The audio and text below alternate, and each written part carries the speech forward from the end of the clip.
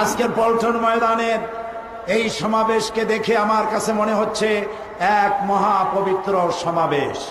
কারণ হচ্ছে এই সমাবেশে যারা উপস্থিত হয়েছে এদের মধ্যে টেন্ডারবাজ নাই, এদের মধ্যে চাঁদাবাজ নাই, এদের ভিতরে গুন্ডা নাই, এদের ভিতরে মাস্তান নাই, এদের ভিতরে রয়েছে শহীদি কাফেলার রক্তে রঞ্জিত পথ মারিয়ে যারা এগিয়ে চলেছে আল্লাহর দ্বীনের পতাকা নিয়ে, তারাই আজকের এই সমাজে, আজকের এই পল্টন ময়দানে উপস্থিত হয়েছে।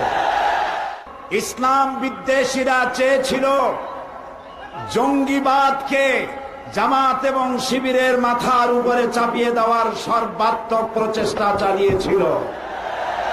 আজকে প্রমাণিত হয়েছে জামাত শিবির জঙ্গিবাদ এক জিনিস নয়, এটা প্রমাণিত হয়েছে।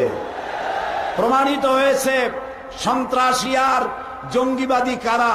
যারা সন্ত্রাসীকে ধরলে পরে বলে নাটক, আব্দুর রহমানকে ধরলে পরে বলে নাটক, বাংলা ভাইকে ধরলে পরে বলে নাটক। যদি সব সন্ত্রাসীদেরকে ধরলে নাটক হয়, সেই নাটকের ভিলেন চরিত্র নিশ্চয়ই আপনার, যিনি নাটক বলে কথা বলছেন।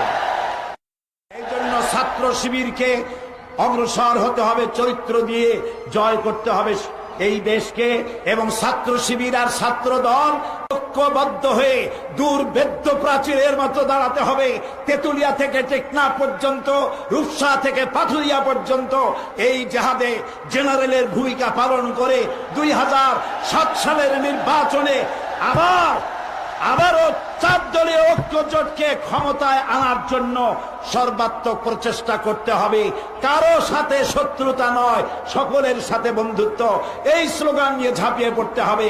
তোমরা সবাই রাজি আছো তাতে? আল্লাহ হাফেজ। বাংলাদেশ জিন্দাবাদ।